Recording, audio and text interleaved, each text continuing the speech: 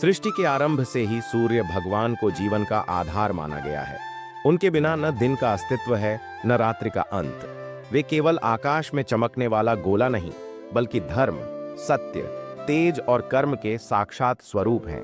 इसी कारण शास्त्रों में कहा गया है, सूर्य आत्मा जगत स्तस्थुषश्च, अर्थात सूर्य ही चल और अचल सृष्टि की आत्मा है। रविवार का दिन सूर्य देव को समर्पित है। इस दिन किया गया स्मरण, व्रत और अर्घ्य मनुष्य के जीवन से आलस्य, अज्ञान और अंधकार को दूर करता है। सूर्य देव की कृपा से व्यक्ति को तेजस्वी बुद्धि, दृढ़ इच्छा शक्ति, सत्य पर चलने का साहस प्राप्त होता है। प्राचीन काल में यह मान्यता थी कि जो राजा सूर्य की आराधना करता है, उसका राज्य न्यायपूर्ण, समृद्ध और रोग मुक्त रहता है। परंतु सूर्य देव उतने ही कठोर भी हैं। जो उनके बताए धर्म पथ से भटकता है, उसे वे पहले संकेत, फिर चेतावनी और अंत में कर्म का फल अवश्य देते हैं। इसी सूर्यवंशीय परंपरा में एक ऐसा राज्य था जहां सूर्य की पूजा तो होती थी, पर आने वाले समय में अधर्म की छाया धीरे धीरे फैलने वाली थी। सूर्य की प्रथम किरण जब पृथ्वी को स्पर्श करती तो धर्मपुर राज्य के महलों, मंदिरों और खेतों में स्वर्ण सी आभा फैल जाती। यह राज्य अपनी समृद्धि से नहीं, बल्कि धर्म, न्याय और अनुशासन के लिए प्रसिद्ध था। इस राज्य के अधिपति थे राजा हरिसिंह। उनका शरीर बलवान, स्वर गंभीर और नेत्रों में सूर्य जैसा तेज था। कहा जाता था कि राजा हरिसिंह हर निर्णय लेने से पहले सूर्य देव का स्मरण अवश्य करते थे। प्रतिदिन रविवार को राजा स्वर्ण पात्र में जल, लाल पुष्प और केसर डालकर सूर्य को अर्घ्य देते और उच्च स्वर में कहते, हे भास्कर, जैसे आप बिना भेदभाव सबको प्रकाश देते हैं, वैसे ही मुझे भी न्यायपूर्ण राजा बनाए रखें। राजा का यही नियम था कि राजा स्वयं धर्म से हटेगा नहीं तो प्रजा भी अधर्म से दूर रहेगी। राजा का न्याय धर्मपुर में न तो रिश्वत चलती थी, न ही बल से निर्णय होता था।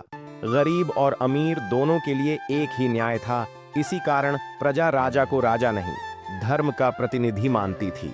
रानी ललिता का स्वरूप राजा हरिसिंह की अर्धांगिनी थीं।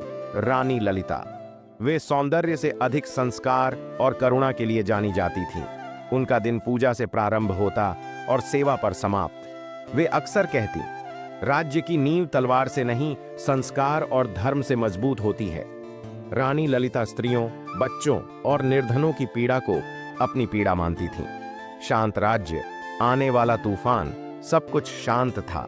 पर जैसे सूर्यास्त के बाद हल्का अंधकार उतरता है, वैसे ही इस सुखद राज्य में भविष्य के बीज अदृश्य रूप से बोए जा रहे थे। राजा और रानी को संतान का वरदान तो मिला था, पर वे यह नहीं जानते थे कि उन्हीं संतानों के कर्म एक दिन सूर्यदेव की परीक्षा बनेंगे। समय का चक्र घूमता रहा। राजा हरिसिंह और रानी ललिता की दीर्घ तपस्या और सूर्यदेव की कृपा से महल में शुभ घड़ी आई। एक रविवार की प्रभात बेला में जब आकाश के मध्य सूर्यदेव स्वर्णिम आभा बिखेर रहे थे, रानी ललिता ने ज्येष्ठ पुत्र रोहण को जन्म दिया। पूरा राज्य उत्सव में डूब गया। पंडितों ने घोषणा की, यह बालक सूर्य के समान तेजस्वी होगा यदि इसे धर्म का मार्ग मिला। कुछ वर्षों बाद एक और रविवार को ही कनिष्ठ पुत्र सोहन का जन्म हुआ। उस दिन सूर्य कुछ अधिक ही प्रखर था, मानो स्वयं अपने तेज का अंश इस बालक में भर रहा हो। बाल्यकाल का सौम्य स्वरूप रोहण बचपन से ही गंभीर और नेतृत्वशील था। वह सैनिकों की कवायद देखता, दरबार की बातें सुनता और स्वयं को राजा मानकर खेलता। वहीं सोहन कोमल हृदय और चंचल स्वभाव का था। वह सेवकों से हंसकर बात करता, पशु पक्षियों के साथ खेलता और साधुओं की कथाएं मन लगाकर सुनता। रानी ललिता दोनों को समान प्रेम देती, पर साथ ही उन्हें धर्म, सत्य और सूर्य पूजा का महत्व सिखाती। सूर्य पूजा की शिक्षा हर रविवार रानी दोनों बालकों को साथ लेकर महल के मंदिर में जाती। वे कहती, देखो पुत्रों, सूर्य सबको समान प्रकाश देता है। राजा वही अच्छा होता है जो किसी से भेद न करे। बालक रोहण और सोहन नन्हे हाथों से जल चढ़ाते और मासूम स्वर में सूर्यदेव का नाम लेते। उस समय कोई यह नहीं जानता था कि यही दोनों बालक भविष्य में धर्म और अधर्म के बीच संघर्ष का कारण बनेंगे। बीज बोए जा चुके थे। बचपन के ये संस्कार धरती में पड़े बीजों की तरह थे। यदि समय पर सिंचाई मिली तो वृक्ष बनेंगे और यदि उपेक्षा हुई तो कांटों में बदल सकते हैं। सूर्यदेव मौन थे। पर सब देख रहे थे। समय किसी की प्रतीक्षा नहीं करता। नन्हे रोहन और सोहन अब युवराज कहलाने लगे थे। उनके कंधों पर भविष्य का भार था और नेत्रों में सपनों की चमक। राजा हरिसिंह ने श्रेष्ठ गुरुओं को बुलाकर दोनों की शिक्षा आरंभ करवाई। शास्त्र, शस्त्र, नीति, धर्म और राज्य संचालन की विधा। शिक्षा का अंतर। रोहन शिक्षा में तेज था। वह शास्त्रों के नियम शीघ्र सीख लेता, पर उसके भीतर धीरे धीरे अहंकार पनपने लगा। वह मन ही मन सोचता, मैं राजा का पुत्र हूं, नियम मेरे लिए क्यों। दूसरी ओर सोहन धीरे सीखता था, पर जो सीखता हृदय से अपनाता। गुरु के चरणों में श्रद्धा से शीश झुकाता। संगति का प्रभाव। महल में कुछ ऐसे राजकुमार और सामंतों के पुत्र आने लगे जिन्हें धर्म से अधिक भोग और विलास प्रिय था। वे रोहन से कहते, युवराज, शक्ति का आनंद लो, नियम तो प्रजा के लिए होते हैं। रोहन को यह बातें अच्छी लगने लगीं। वह उनकी संगति में शिकार, मदिरा और अहंकार की ओर खींचने लगा। सोहन को यह मार्ग सही नहीं लगा। वह अक्सर रानी ललिता से कहता, माता, भाई का मन बदल रहा है। माता की चिंता रानी ललिता के हृदय में अज्ञात भय घर करने लगा। उन्होंने कई बार दोनों को समझाया, पुत्रों, संगति ही मनुष्य का मार्ग तय करती है। सूर्य का तेज धर्म से ही सुंदर लगता है। राजा हरि सिंह भी रोहन के व्यवहार में परिवर्तन देखने लगे, पर वे सोचते, युवावस्था का जोश है, समय के साथ सुधर जाएगा। अंधकार की पहली छाया।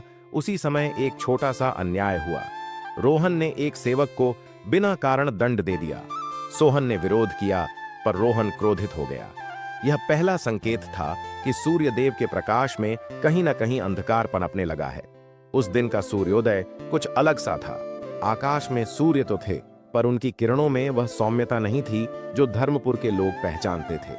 युवराज रोहन ने अपनी शक्ति का पहला अनुचित प्रयोग कर दिया था। जिस सेवक ने सिर्फ सत्य कहा था, उसे दंड मिला और दरबार मौन रह गया। अधर्म का आरंभ। सोहन ने साहस कर भरे दरबार में कहा, भैया, न्याय शक्ति से नहीं, धर्म से होता है। रोहन की आंखों में क्रोध की ज्वाला भड़क उठी। तुम मुझे सिखाओगे राजधर्म? उस दिन से दोनों भाइयों के बीच एक अदृश्य दीवार खड़ी हो गई। सूर्यदेव का संकेत। उसी रविवार जब रानी ललिता सूर्य को अर्घ्य देने गईं, तो एक अद्भुत घटना हुई। अर्घ्य का जल सूर्य की ओर चढ़ाया गया, पर अचानक तेज हवा चली और जल धरती पर गिर गया। पंडितों ने यह देखकर कहा, यह शुभ संकेत नहीं है महारानी, कहीं ना कहीं सूर्यदेव अप्रसन्न है। रानी ललिता का हृदय कांप उठा। राजा की दुविधा। राजा हरिसिंह ने यह बात सुनी, पर उन्होंने कहा, सूर्यदेव हमारे कुल के आराध्य हैं, वे चेतावनी देंगे पर तुरंत दंड नहीं। राजा का विश्वास अब परीक्षा की ओर बढ़ रहा था। बीज अंकुरित हो चुका था। रोहन को अपने कृत्य पर कोई पश्चाताप नहीं था, बल्कि उसे लगा, यही तो शक्ति है। और यही विचार अधर्म का बीज बनकर तेजी से बढ़ने लगा। सूर्यदेव मौन थे, पर मौन भी कभी कभी सबसे बड़ी चेतावनी होता है। जिस दिन अधर्म को पहली बार सहन किया जाता है, उसी दिन वह साहसी बन जाता है। युवराज रोहन के आसपास अब वही लोग रहने लगे थे जो उसे उसकी शक्ति का गलत अर्थ समझाते थे। वे सामंत पुत्र और दरबारी युवक दिन रात उसके कान भरते। युवराज, भय से ही शासन चलता है, प्रेम राजा को कमजोर बनाता है। रोहन को यह शब्द सत्य लगने लगे। विलास का आरंभ, शिकार, मदिरा और रात्रि भोज अब रोहन की दिनचर्या बन गए। धर्म ग्रंथों की जगह भोग विलास ने ले ली। वह सोचता, सूर्य भी तो सबसे ऊपर रहता है, मैं क्यों न रहूं? पर वह भूल गया था कि सूर्य सबको समान प्रकाश देता है, केवल अपने लिए नहीं। सोहन का अलग मार्ग। दूसरी ओर सोहन धीरे धीरे महल की चमक से दूर होता जा रहा था। वह गुरुकुल जाता, साधुओं से बातें करता और प्रजा का दुख समझने लगा। एक दिन उसने देखा, एक किसान अधिक कर के कारण अपना खेत बेचने को विवश था। सोहन ने उसे ढाढ़स दिया, न्याय लौटेगा, सूर्यदेव साक्षी हैं। माता की अंतिम कोशिश। रानी ललिता ने रोहन को एकांत में बुलाया। उन्होंने प्रेम से कहा, पुत्र, सूर्य का तेज तप से बढ़ता है, अहंकार से नहीं। रोहन ने उत्तर दिया, माता, समय बदल गया है। यह सुनकर रानी की आंखों से अश्रु बह निकले। आकाश का संकेत। उसी संध्या आकाश में अचानक बादल छा गए। सूर्य अस्त होते समय लाल नहीं, गहरे ताम्र रंग में डूबा। बुजुर्गों ने कहा, यह शुभ नहीं, राज्य पर परीक्षा आने वाली है। सूर्यदेव अब संकेतों को स्पष्ट कर रहे थे। धर्मपुर, जो कभी न्याय और शांति का प्रतीक था, अब धीरे धीरे भय और असंतोष का घर बनने लगा। युवराज रोहन राजा की अनुपस्थिति में दरबार संभालने लगा था। यहीं से अन्याय खुलकर सामने आने लगा। करों का बोझ रोहन के आदेश से कर बढ़ा दिए गए कारण था। विलास और भोग के बढ़ते खर्च किसान रोते हुए कहते, महाराज, कर भरने के बाद अन्न भी नहीं बचता। पर युवराज का उत्तर कठोर था, राजकोष खाली नहीं होना चाहिए। भय का शासन, जो दरबारी सत्य बोलने का साहस करते, उन्हें पद से हटाया जाता। कुछ को दंड भी दिया गया। सोहन ने विरोध किया, भैया, यह राजधर्म नहीं। रोहन ने क्रोध में कहा, जो मेरे विरुद्ध बोलेगा वही दंड पाएगा। दरबार सन्न रह गया। प्रजा की पुकार। रानी ललिता महल की खिड़की से प्रजा की दशा देखती। भूखे बच्चे, रोती स्त्रियां और झुके हुए वृद्ध। उन्होंने राजा हरिसिंह से कहा, स्वामी, अब मौन अधर्म है। राजा का मुख गंभीर हो गया। सूर्यदेव का तीसरा संकेत। उस रविवार सूर्यदेव की किरणें असामान्य रूप से तीव्र थीं। कई लोग अचानक बीमार पड़ गए। पंडितों ने कहा, यह संकेत है कि तेज का दुरुपयोग रोका जाए। पर रोहन ने इसे भी अवहेलना कर दी। अंधकार गहराता है।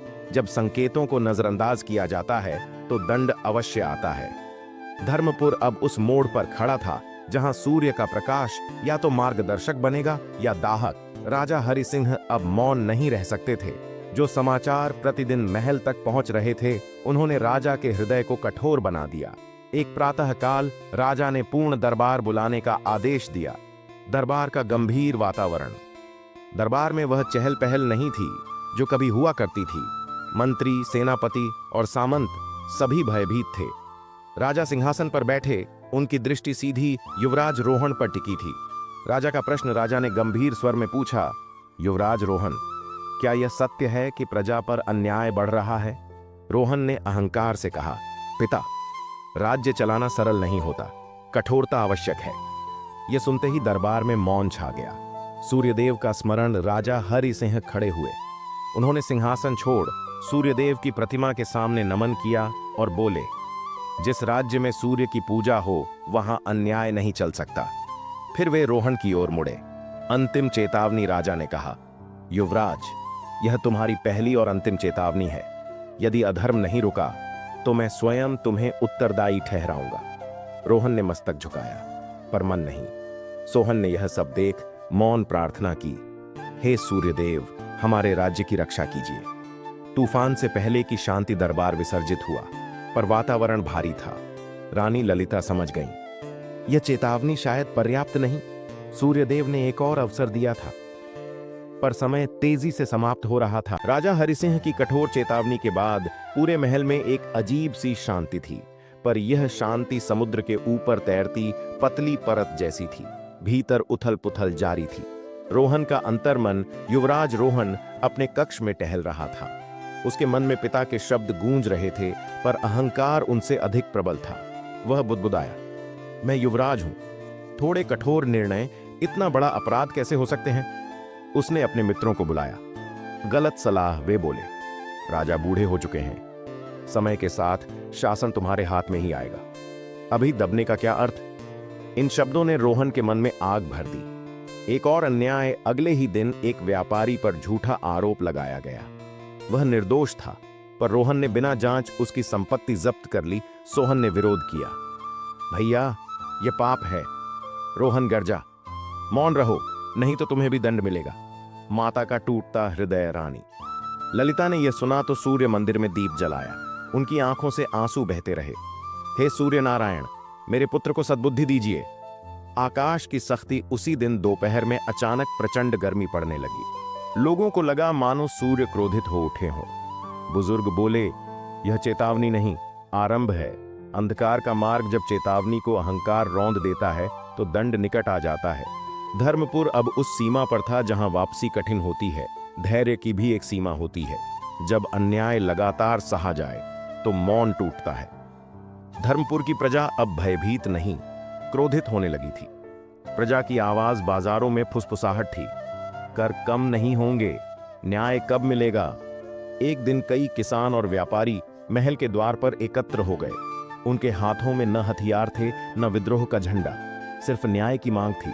रोहन का कठोर आदेश। युवराज रोहन ने यह देखा तो क्रोध से आदेश दिया, इन सबको तितर बितर कर दो। सैनिकों ने निर्दोष प्रजा पर लाठियां चलाईं।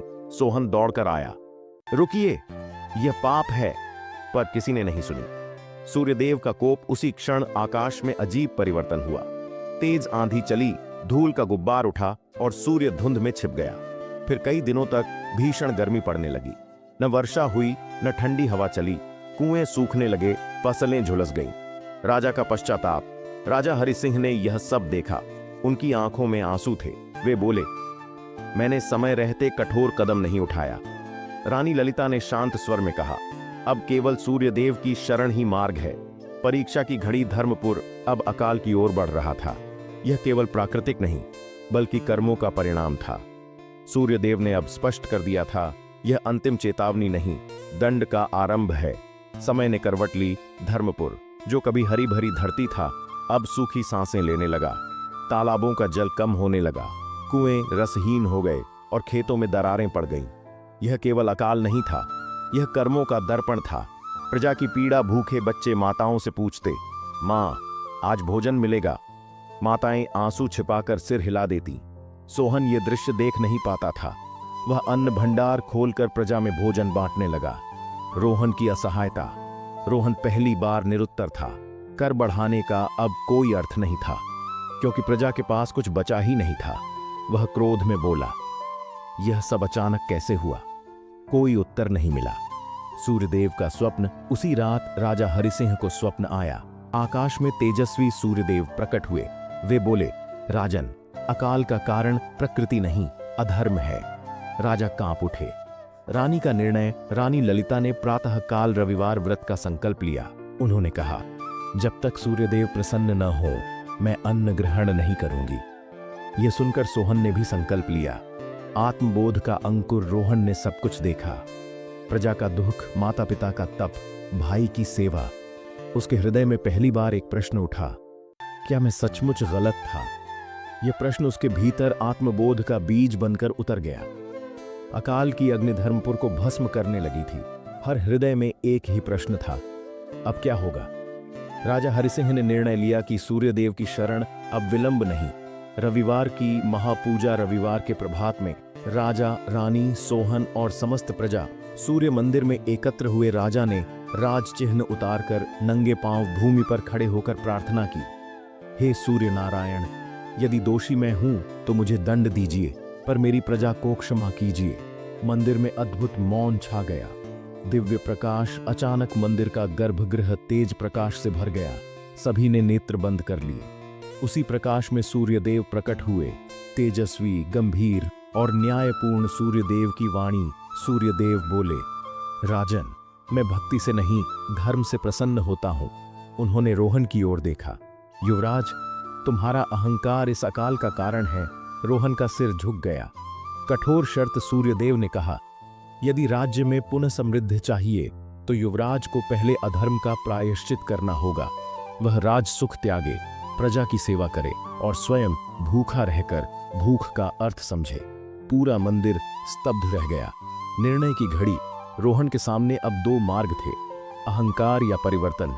उसने कांपते स्वर में कहा, यदि इससे राज्य बचेगा तो मैं सब स्वीकार करता हूं। सूर्यदेव ने कहा, परीक्षा आरंभ होती है। और प्रकाश धीरे धीरे लुप्त हो गया। सूर्यदेव की शर्त अब केवल शब्द नहीं थी, वह जीवंत परीक्षा बन चुकी थी। अगले ही दिन युवराज रोहन ने राजसी वस्त्र उतार दिए। मुकुट, आभूषण और विशेषाधिकार सब त्याग दिए।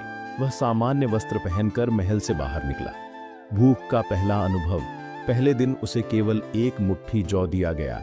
राजमहल में जिसे सैकड़ों व्यंजन मिलते थे, आज वही पेट की जलन सह रहा था।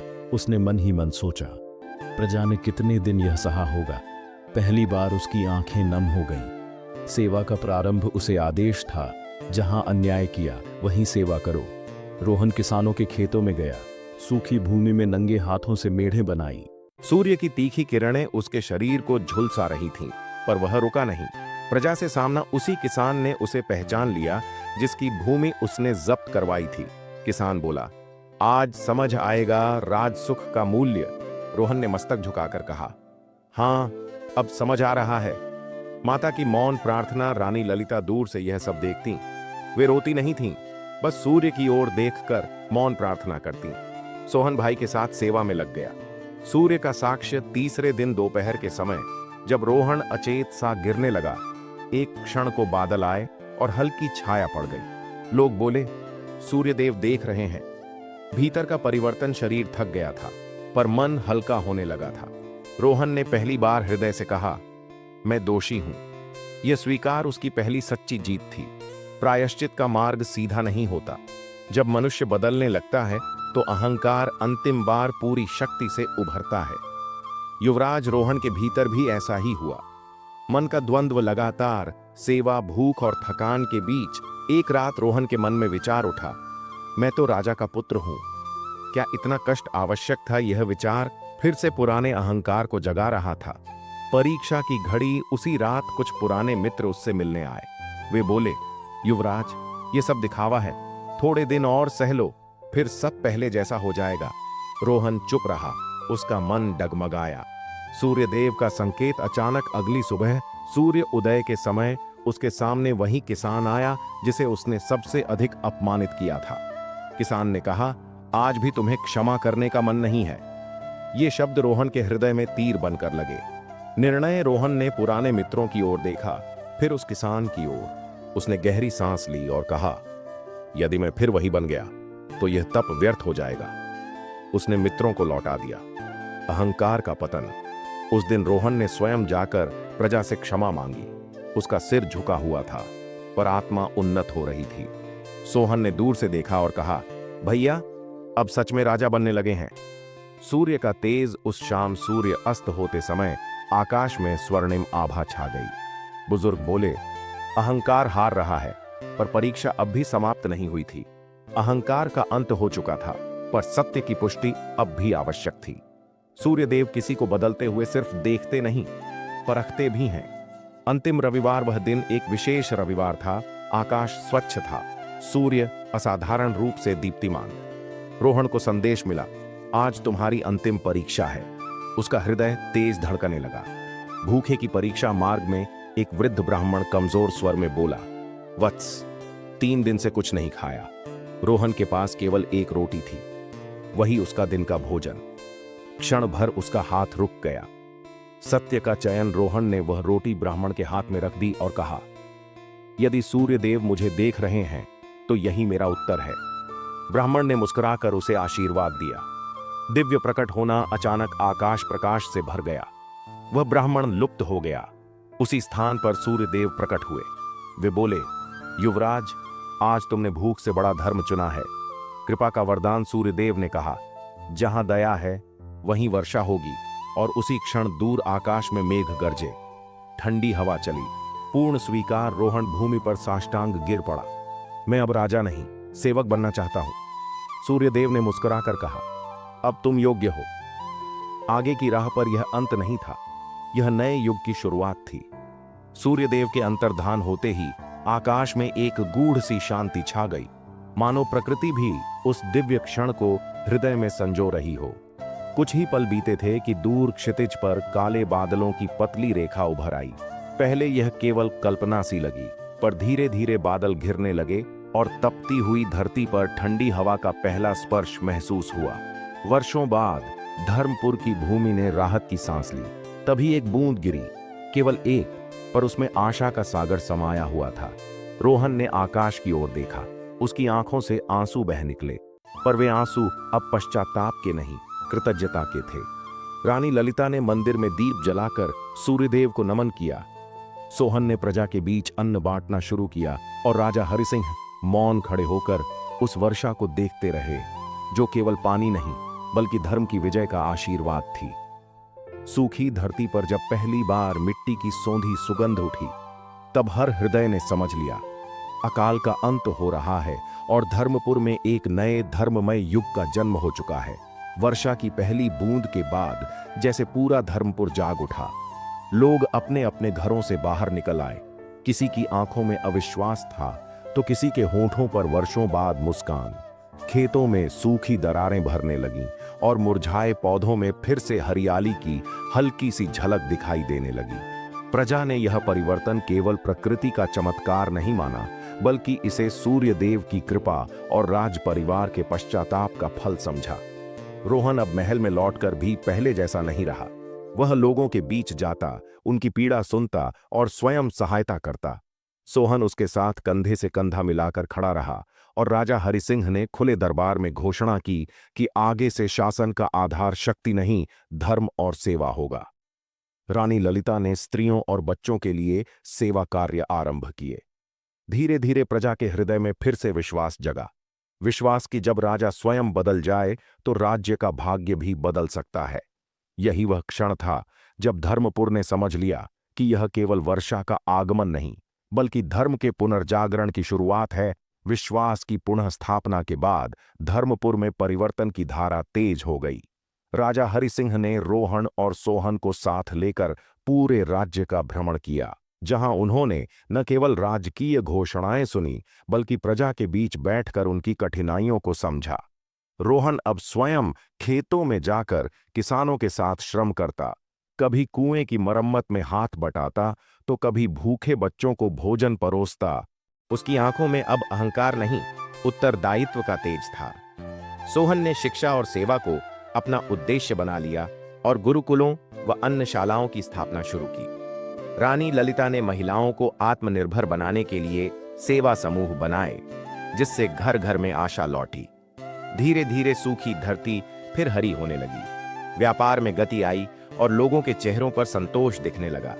धर्मपुर अब केवल वर्षा से नहीं, बल्कि सेवा, करुणा और धर्म से सुदृढ़ होता जा रहा था। एक ऐसा राज्य जिसकी नींव पश्चाताप और सत्य पर रखी गई थी। धर्मपुर में जब जीवन की धारा फिर से बहने लगी, तब राजा हरिसिंह ने यह अनुभव किया कि इस परिवर्तन का मूल स्रोत सूर्यदेव की कृपा और रविवार की साधना है। उन्होंने राजाज्ञा जारी की कि प्रत्येक रविवार को राज्य भर में सूर्यदेव की सामूहिक आराधना होगी। न किसी पर बाध्यता, न दिखावा, केवल श्रद्धा और अनुशासन के भाव से।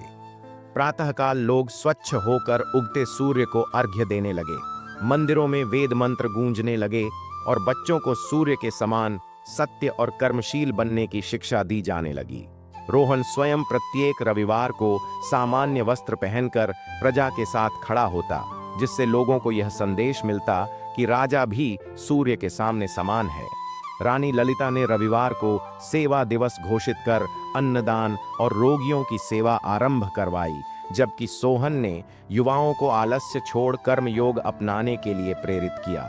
धीरे धीरे रविवार केवल पूजा का दिन नहीं रहा, बल्कि अनुशासन, सेवा और आत्मशुद्धि का प्रतीक बन गया और धर्मपुर की पहचान सूर्य भक्ति से दूर दूर तक फैलने लगी। समय के साथ धर्मपुर में केवल खेत और बाजार ही नहीं बदले, बल्कि न्याय की आत्मा भी पुनर्जीवित हुई। राजा हरिसिंह ने पुराने निर्णयों की समीक्षा करवाई और जहां जहां अन्याय हुआ था, वहां सुधार का आदेश दिया। रोहन स्वयं उन मामलों को सुनने लगा जिनमें कभी उसने अहंकारवश कठोर निर्णय दिए थे। वह पीड़ितों के सामने खड़े होकर न केवल क्षमा मांगता, बल्कि उन्हें उचित प्रतिकार भी देता। सोहन ने न्याय सभा में सत्य और करुणा का संतुलन बनाए रखने की पहल की, जिससे दंड भय का कारण नहीं, सुधार का माध्यम बन गया। रानी ललिता ने स्त्रियों और निर्बलों के लिए अलग सहायता केंद्र स्थापित कराए, ताकि न्याय केवल दरबार तक सीमित न रहे। जब प्रजा ने देखा कि राजा और युवराज न्याय को सूर्य की तरह निष्पक्ष और प्रकाशमान बना रहे हैं, तो उनके मन से भय हट गया और विश्वास दृढ़ हुआ। इस प्रकार धर्मपुर में एक ऐसा नया सूर्योदय हुआ, जहां न्याय केवल कानून नहीं, बल्कि धर्म और मानवीय करुणा का प्रतिबिंब बन न्याय की पुनः स्थापना के बाद धर्मपुर में राजा और प्रजा के बीच की दूरी भी मिटने लगी।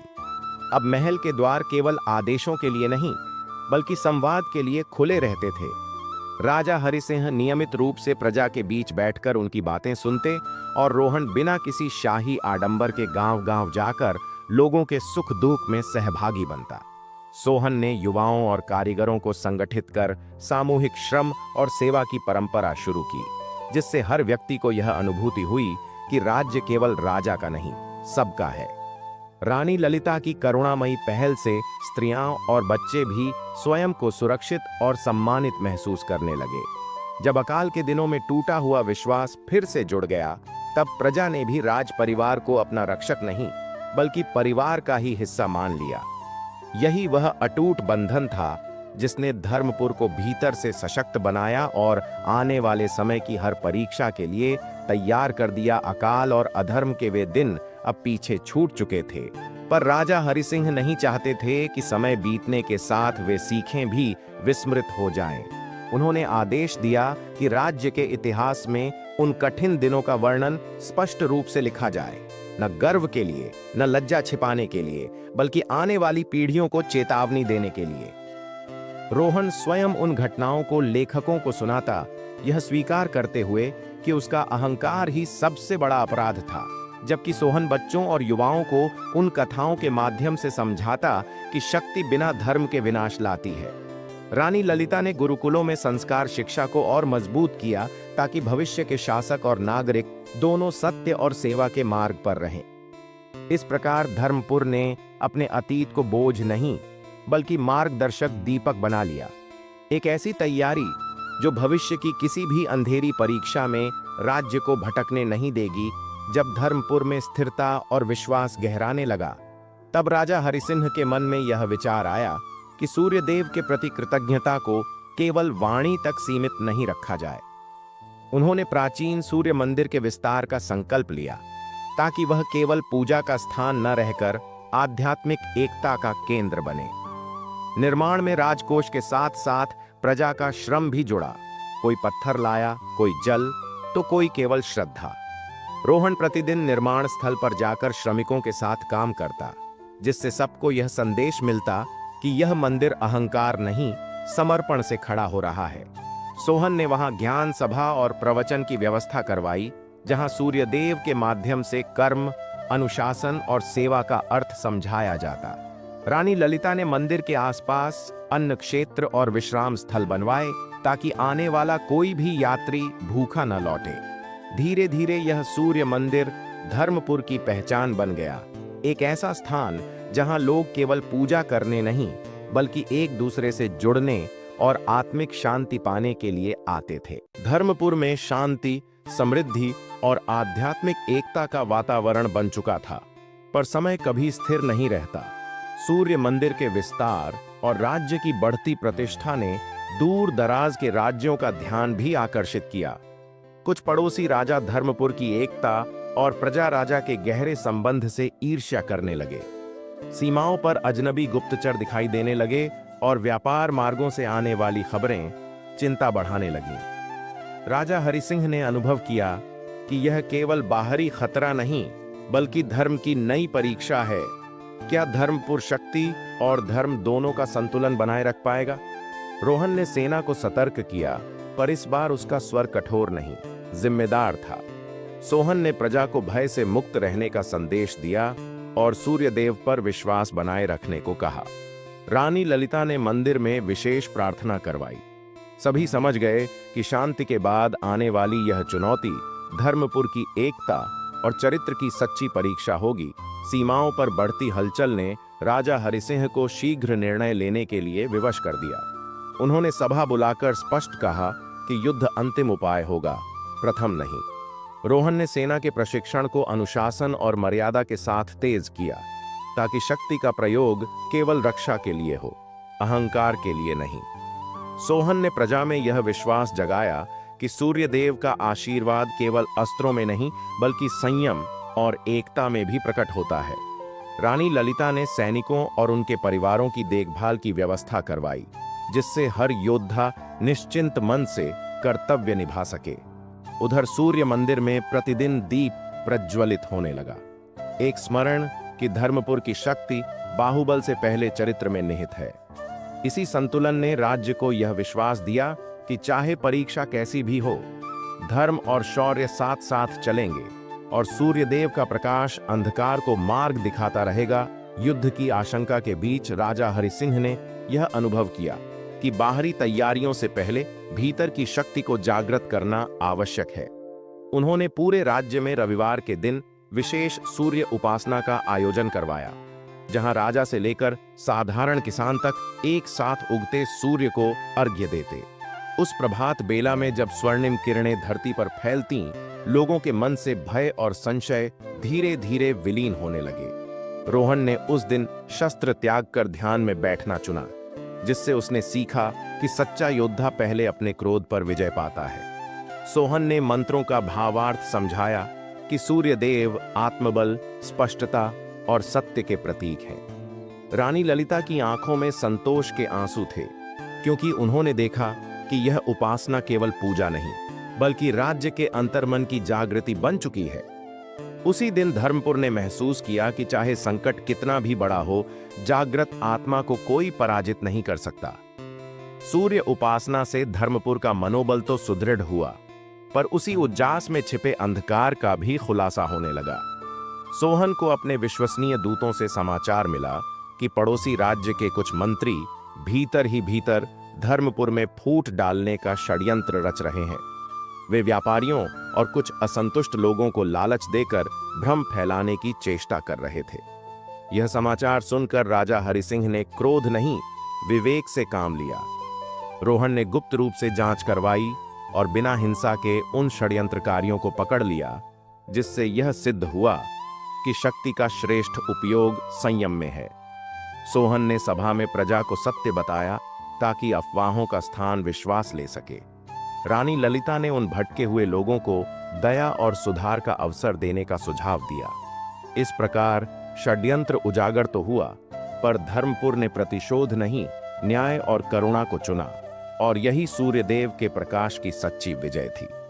षड्यंत्र के उजागर होने के बाद भी राजा हरिसिंह ने यह निश्चय किया कि अनावश्यक रक्तपात से राज्य की आत्मा को आघात न पहुंचे। उन्होंने पड़ोसी राज्य के राजा को संदेश भेजा, युद्ध की चुनौती नहीं, बल्कि संवाद का निमंत्रण। यह निर्णय सुनकर दरबार में कुछ लोग चकित हुए, पर सोहन ने समझाया कि सूर्यदेव का मार्ग प्रकाश फैलाने का है, छाया बढ़ाने का नहीं। रोहन सुरक्षा के साथ प्रतिनिधिमंडल का नेतृत्व करता हुआ सीमा तक पहुंचा, जहां शांति की शर्तों पर विचार हुआ। रानी ललिता ने दोनों राज्यों की स्त्रियों और बच्चों के लिए सहायतार्थ अनाज और औषधि भिजवाई, जिससे मानवीय संवेदना का संदेश गया। लंबे विचार विमर्श के बाद पड़ोसी राजा को अपनी भूल का बोध हुआ और उसने शत्रुता त्यागने का वचन दिया। इस प्रकार धर्मपुर ने सिद्ध कर दिया कि संवाद, विवेक और करुणा से वह परिणाम भी पाया जा सकता है, जिसे अक्सर लोग तलवार से खोजते हैं। संवाद से समाधान निकलने के बाद धर्मपुर में एक नई प्रकार की शांति फैलने लगी। यह शांति केवल युद्ध के टलने की नहीं, बल्कि हृदयों के जुड़ने की थी। सीमाएं अब भय की रेखा नहीं रहीं, बल्कि सहयोग और विश्वास के द्वार बन गईं। व्यापार मार्ग पुनः सक्रिय हो गए, दूर दराज के व्यापारी निर्भय होकर आने लगे और राज्य की समृद्धि फिर से गति पकड़ने लगी। रोहन ने इस अवसर का उपयोग केवल धन वृद्धि के लिए नहीं, बल्कि रोजगार और सेवा के नए अवसर सृजित करने के लिए किया, ताकि हर व्यक्ति आत्मनिर्भर बन सके। सोहन ने सांस्कृतिक और आध्यात्मिक मेलों की शुरुआत की, जहां विभिन्न राज्यों के लोग आकर एक दूसरे की परंपराओं को समझते। रानी ललिता ने अतिथि सेवा और दान की परंपरा को राज्य की पहचान बना दिया। धीरे धीरे धर्मपुर केवल एक राज्य नहीं रहा, बल्कि एक आदर्श संस्कृति का प्रतीक बन गया, जहां शांति, समृद्धि और सूर्य भक्ति साथ साथ फलने लगी, और लोग गर्व से कहते थे कि यह भूमि सूर्य देव के प्रकाश से नहीं, बल्कि धर्म के तेज से आलोकित है। समय की धारा निरंतर आगे बढ़ रही थी और राजा हरिसिंह अब यह समझने लगे थे कि सच्चे शासन की परीक्षा केवल वर्तमान में नहीं, बल्कि भविष्य की तैयारी में भी होती है। उन्होंने यह विचार किया कि राज्य का उत्तराधिकार केवल सिंहासन का हस्तांतरण नहीं, बल्कि धर्म, सेवा और सूर्य भक्ति की परंपरा को आगे बढ़ाना है। रोहन और सोहन को उन्होंने एक साथ बुलाकर राज्य संचालन, न्याय और प्रजा कल्याण के दायित्व सौंपे, ताकि दोनों अपने अपने अनुभव से सीखें और एक दूसरे की पूरक शक्ति बने। रोहन ने जहां अनुशासन और व्यवस्था को संभाला, वहीं सोहन ने करुणा और ज्ञान का संतुलन बनाए रखा। रानी ललिता ने उन्हें समझाया कि राजा वही होता है जो स्वयं को प्रजा का सेवक माने। उसी दिन सूर्य मंदिर में विशेष अनुष्ठान हुआ, जिसमें यह संकल्प लिया गया कि आने वाली पीढ़ियां शक्ति से पहले, धर्म और वैभव से पहले विनम्रता को चुनेंगी। इस प्रकार धर्मपुर में उत्तराधिकार का अर्थ केवल राजकुमारों का चयन नहीं, बल्कि सूर्य देव के आदर्शों का संरक्षण बन गया। राजा हरिसिंह ने जब रोहन और सोहन को राज्य के कार्यों में सक्षम होते देखा, तब उनके मन में वैराग्य का भाव गहराने लगा। उन्होंने समझ लिया कि जीवन का उद्देश्य केवल शासन करना नहीं, बल्कि सही समय पर उत्तरदायित्व सौंपकर मार्गदर्शक बन जाना भी है। एक शांत प्रभात में सूर्य देव को अर्घ्य अर्पित कर उन्होंने दरबार में घोषणा की कि वे धीरे धीरे सक्रिय शासन से हटकर सलाहकार की भूमिका अपनाएंगे। यह सुनकर प्रजा भावुक हो उठी, पर राजा ने समझाया कि यह त्याग पलायन नहीं, बल्कि अनुभव का दान है। रोहन ने यह वचन दिया कि वह निर्णय में धैर्य रखेगा, और सोहन ने संकल्प लिया कि सत्ता के साथ करुणा कभी नहीं छोड़ेगा। रानी ललिता ने इस परिवर्तन को परिवार और राज्य दोनों के लिए शुभ बताया। उस दिन सभी ने अनुभव किया कि सच्चा नेतृत्व सिंहासन से नहीं, बल्कि त्याग और विवेक से जन्म लेता है। और यही सूर्यदेव की शिक्षा भी है। राजा हरिसिंह के मार्गदर्शन में अब राज्य की बागडोर धीरे धीरे रोहन और सोहन के हाथों में आने लगी थी। नई व्यवस्था में नियम अधिक स्पष्ट थे, न्याय अधिक सुलभ और प्रशासन अधिक संवेदनशील। फिर भी परिवर्तन अपने साथ चुनौतियां लाता है। कुछ पुराने अधिकारी नई कार्यशैली से असंतुष्ट थे और गुप्त रूप से व्यवस्था को बाधित करने का प्रयास करने लगे। रोहन ने कठोरता के बजाय पारदर्शिता को हथियार बनाया। सबके कार्यों की खुली समीक्षा शुरू हुई। सोहन ने संवाद और सुधार के द्वार खुले रखे, ताकि जो भटके हैं वे लौट सकें। रानी ललिता ने इस परिवर्तन के समय प्रजा का मनोबल बढ़ाने के लिए सेवा और दान की गतिविधियां तेज करवाईं। सूर्य मंदिर में प्रतिदिन प्रार्थना होने लगी कि सत्ता का यह संक्रमण अहंकार नहीं, उत्तरदायित्व बढ़ाए। इस नई परीक्षा में धर्मपुर ने फिर सिद्ध किया कि व्यवस्था बदल सकती है, पर यदि आधार धर्म हो तो राज्य डगमगाता नहीं। नई व्यवस्था के स्थिर होते ही धर्मपुर में समृद्धि के संकेत स्पष्ट दिखाई देने लगे। खेतों में फसलें लहलहाने लगीं, व्यापारियों के कारवां निर्भय होकर मार्ग तय करने लगे और राजकोष भरने लगा। पर राजा हरिसिंह ने अपने अनुभव से चेताया कि समृद्धि यदि संयम से न जुड़ी हो तो वही अहंकार का कारण बन जाती है। रोहन ने इस सीख को अपनाते हुए वैभव के प्रदर्शन पर मर्यादा रखी और राजकीय खर्चों को जनकल्याण से जोड़ा। सोहन ने गुरुकुलों और सभाओं में यह संदेश फैलाया कि धन का मूल्य संग्रह में नहीं, सदुपयोग में है। रानी ललिता ने निर्धनों और विधवाओं के लिए स्थायी सहायता व्यवस्था स्थापित की, ताकि कोई भी समृद्धि की चमक में पीछे न छूटे। सूर्य मंदिर में दिया गया उपदेश, जितना प्रकाश बाहर फैलता है उतना ही भीतर विनम्रता जगनी चाहिए, लोगों के हृदय में बस गया। इस प्रकार धर्मपुर ने सीखा कि सच्ची समृद्धि वही है जो संयम और सेवा से सुरक्षित रहती है। समृद्धि और व्यवस्था के बीच राजा हरिसिंह अप्रत्यक्ष शासन से दूर रहते हुए भी धर्मपुर के लिए एक जीवित प्रकाश स्तंभ बन चुके थे। दूर दराज से राजा, संत और विद्वान उनसे परामर्श लेने आने लगे, क्योंकि उनके अनुभव में सत्ता का नहीं, सत्य का तेज था। रोहन और सोहन हर बड़े निर्णय से पहले उनके पास आते और राजा उन्हें स्मरण कराते कि संकट हो या सफलता, दोनों में सूर्यदेव की ओर मुख रखो, क्योंकि वही संतुलन सिखाते हैं। रानी ललिता ने इस मार्गदर्शन को परिवार तक सीमित न रखकर समाज तक फैलाया। उन्होंने स्त्रियों के लिए संवाद सभाएं शुरू की, जहां जीवन, धर्म और दायित्व पर खुलकर चर्चा होती। सूर्य मंदिर अब केवल पूजा का नहीं, बल्कि दिशा पाने का केंद्र बन गया था। लोगों को अनुभव होने लगा कि जब नेतृत्व को सही मार्गदर्शन मिलता है, तब राज्य केवल चलता नहीं, वह प्रेरणा बन जाता है। धर्मपुर की ख्याति अब दूर देशों तक फैल चुकी थी, और इसी के साथ कुछ ऐसे लोग भी आने लगे जो सेवा के भाव से नहीं, बल्कि स्वार्थ और दिखावे की आकांक्षा से प्रेरित थे। कुछ नए अधिकारी और दरबारी स्वयं को धर्मपुर की सफलता का कारण बताने लगे और परोक्ष रूप से सूर्य भक्ति तथा राजा हरिसिंह के आदर्शों को पीछे धकेलने लगे। यह स्थिति रोहन और सोहन दोनों के लिए एक कठिन परीक्षा थी। रोहन ने अनुभव किया कि यदि अहंकार को समय रहते न रोका जाए तो वही व्यवस्था को खोखला कर देता है। सोहन ने सभा में खुलकर यह कहा कि जो स्वयं को सूर्य समझने लगता है वह अंधकार का कारण बनता है। राजा हरिसिंह ने शांत स्वर में समझाया कि सूर्य देव सिखाते हैं, प्रकाश दो पर स्वयं को केंद्र मत बनाओ। रानी ललिता ने करुणा के साथ अनुशासन का समर्थन किया। अंततः उन लोगों को या तो सुधार का अवसर दिया गया या पद से हटाया गया। इस परीक्षा में धर्मपुर ने यह सिद्ध किया कि सबसे कठिन युद्ध बाहरी नहीं बल्कि अपने भीतर के अहंकार से होता है। अहंकार की परीक्षा पार करने के बाद धर्मपुर में एक गहन आत्ममंथन का वातावरण बन गया। राजा हरिसिंह ने सुझाव दिया कि केवल दोषियों को दंड देना पर्याप्त नहीं, पूरे राज्य को अपने भीतर झांकना चाहिए। इसी भाव से सूर्य मंदिर में आत्मशुद्धि सप्ताह का आयोजन किया गया, जहां हर व्यक्ति राजा से लेकर साधारण नागरिक तक अपने कर्मों की समीक्षा करता।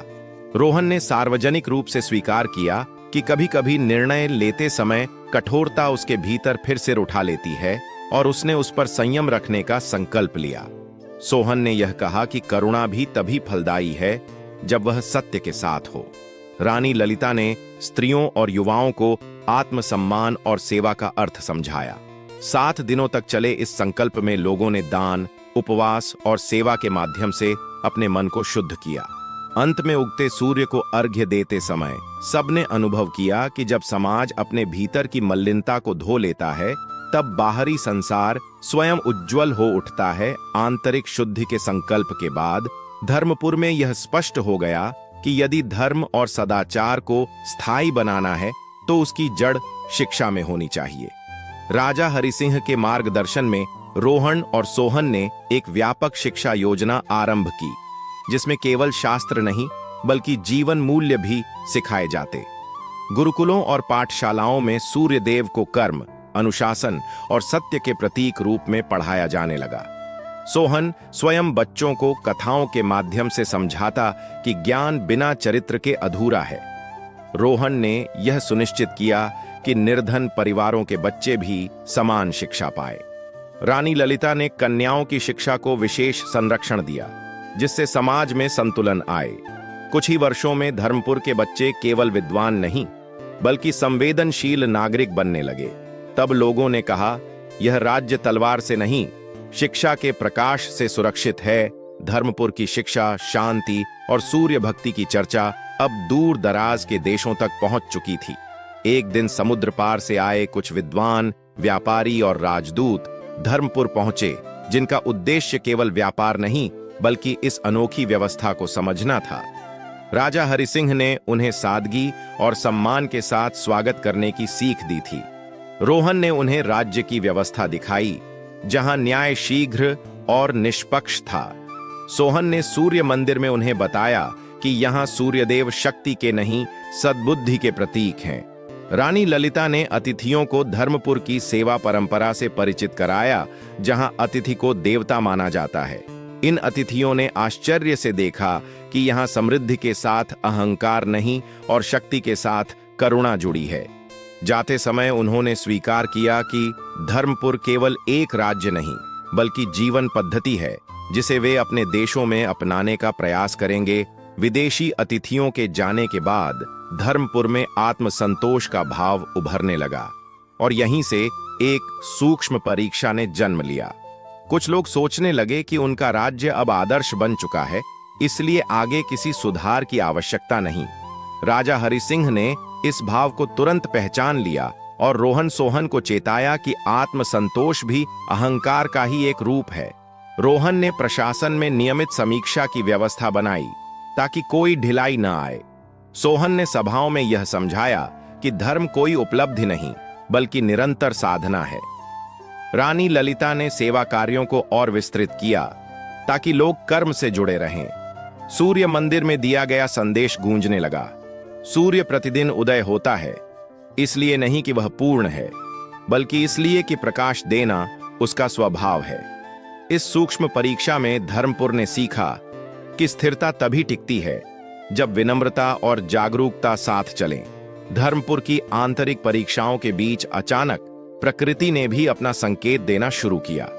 एक वर्ष ऐसा आया जब ऋतुचक्र असंतुलित हो गया, कहीं अत्यधिक वर्षा तो कहीं लंबे समय तक सूखा।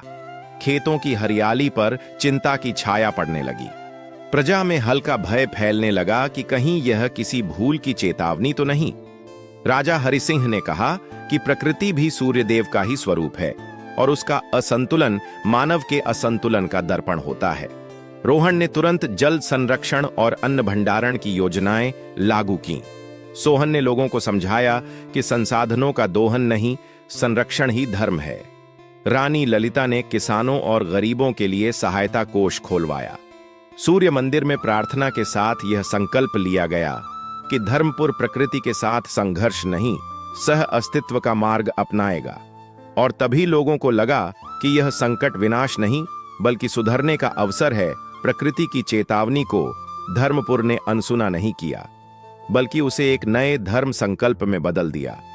राजा हरिसिंह के मार्गदर्शन में हरित धर्म की शुरुआत हुई, जिसमें सूर्यदेव को केवल आकाश का देव नहीं बल्कि धरती के जीवनदाता के रूप में देखा गया। रोहन ने आदेश दिया कि प्रत्येक गांव में तालाबों की मरम्मत, वृक्षारोपण और वर्षा जल संचयन अनिवार्य होगा। सोहन ने इसे धार्मिक भाव से जोड़ा और समझाया कि वृक्ष लगाना भी सूर्य पूजा का ही एक रूप है, क्योंकि वही सूर्य के प्रकाश को जीवन में बदलते हैं। रानी ललिता ने स्त्रियों और बच्चों को इस अभियान का केंद्र बनाया, जिससे हर घर में हरियाली का संकल्प पहुंचे। धीरे धीरे सूखे खेतों में फिर से हरियाली लौटने लगी और वर्षा का संतुलन सुधरने लगा। तब लोगों ने अनुभव किया कि जब धर्म प्रकृति से जुड़ जाता है, तब वह केवल पूजा नहीं रहता, वह जीवन रक्षा का मार्ग बन जाता है। हरित धर्म की सफलता के साथ राजा हरिसिंह को यह आभास होने लगा कि उनका जीवन उद्देश्य अब पूर्णता की ओर है। उन्होंने रोहन और सोहन को अंतिम बार पास बुलाकर कहा कि अब राज्य को उनके निर्णयों से नहीं, उनके संस्कारों से चलना चाहिए। सूर्य मंदिर में एक शांत अनुष्ठान के दौरान उन्होंने राजचिह्न रोहन को सौंपा और धर्म ग्रंथ सोहन के हाथों में दिया। यह संकेत था कि शक्ति और ज्ञान दोनों का संतुलन बना रहना चाहिए। रानी ललिता ने दोनों पुत्रों को आशीर्वाद देते हुए कहा कि याद रखना, राजा होना पद नहीं, सेवा है। राजा हरिसिंह ने स्वयं को सार्वजनिक जीवन से पीछे हटाकर तप और मार्गदर्शन का मार्ग चुना। उस क्षण प्रजा की आंखों में आंसू थे, पर हृदय में शांति, क्योंकि वे जानते थे कि धर्मपुर अब सुरक्षित हाथों में है और सूर्यदेव का प्रकाश पीढ़ियों तक बना रहेगा। राजा हरिसिंह के निवृत्त होने के बाद धर्मपुर का शासन रोहन और सोहन के संयुक्त नेतृत्व में आगे बढ़ा। दोनों भाइयों ने यह सिद्ध किया कि भिन्न स्वभाव होने पर भी उद्देश्य एक हो तो राज्य सशक्त बनता है। रोहन ने प्रशासन, सुरक्षा और विकास को सुदृढ़ किया, जबकि सोहन ने शिक्षा, संस्कृति और धर्म के मूल्यों को जीवित रखा। हर रविवार सूर्य मंदिर में दोनों साथ बैठकर आत्ममंथन करते, ताकि सत्ता का भार अहंकार न बने। रानी ललिता उनकी मौन प्रेरणा बनी रहीं, कभी सलाह, कभी स्नेह तो कभी चेतावनी के रूप में। प्रजा ने पहली बार देखा कि शासन प्रतिस्पर्धा से नहीं, सहयोग से चलता है। धर्मपुर में यह विश्वास गहराने लगा कि जब भाईचारा सत्ता की नींव बनता है, तब राज्य केवल समृद्ध नहीं, स्थिर और न्यायपूर्ण भी होता है। समय बीतने के साथ राजा हरिसिंह अब इस संसार से विदा ले चुके थे, पर उनका आदर्श धर्मपुर के कण कण में जीवित था। एक वर्षगांठ पर रोहन और सोहन ने सूर्य मंदिर में विशेष स्मरण सभा आयोजित की, जहां राजा हरिसिंह के जीवन, त्याग और शिक्षाओं को याद किया गया। रानी ललिता ने दीप प्रज्वलित करते हुए कहा कि किसी व्यक्ति का जाना अंत नहीं होता, यदि उसके संस्कार जीवित रहें। प्रजा ने सेवा, दान और सत्य का संकल्प दोहराया, ठीक वैसे ही जैसे राजा हरिसिंह ने सिखाया था। उस दिन सूर्य की किरणें मंदिर के शिखर पर कुछ अलग ही तेज से चमकीं, मानो यह आशीर्वाद दे रही हों। सभी ने अनुभव किया कि स्मरण केवल अतीत को देखने के लिए नहीं, बल्कि भविष्य को सही दिशा देने के लिए होता है। धर्मपुर ने उस क्षण फिर संकल्प लिया कि वह सूर्यदेव के प्रकाश और राजा हरिसिंह के आदर्शों को कभी धूमिल नहीं होने देगा। स्मरण और संकल्प के उस पावन क्षण के बाद धर्मपुर का जीवन एक स्थिर, उज्जवल लय में बहने लगा। रोहन और सोहन ने अपने अपने दायित्वों को ऐसे निभाया कि शक्ति कभी अहंकार न बने और करुणा कभी दुर्बलता न लगे। रानी ललिता की प्रेरणा से सेवा, शिक्षा और प्रकृति संरक्षण राज्य की पहचान बन गए। वर्षों बाद जब नई पीढ़ी सूर्य मंदिर में उगते सूर्य को अर्घ्य देती तो उन्हें यह कथा सुनाई जाती कि कैसे अधर्म के मार्ग से भटका राज्य सूर्य भक्ति, आत्मबोध और धर्म से आलोकित हुआ। लोगों ने समझ लिया कि सूर्य देव का सच्चा पूजन केवल मंत्रों से नहीं बल्कि न्याय, परिश्रम और मानवता से होता है। समय बदला पर मूल्य नहीं बदले, शासक बदले पर आदर्श नहीं बदले। इसी निरंतर प्रकाश में धर्मपुर इतिहास में नहीं, चेतना में अमर हो गया। एक ऐसा राज्य जहां सूर्य हर दिन केवल आकाश में नहीं, लोगों के कर्मों में भी उदित होता रहा।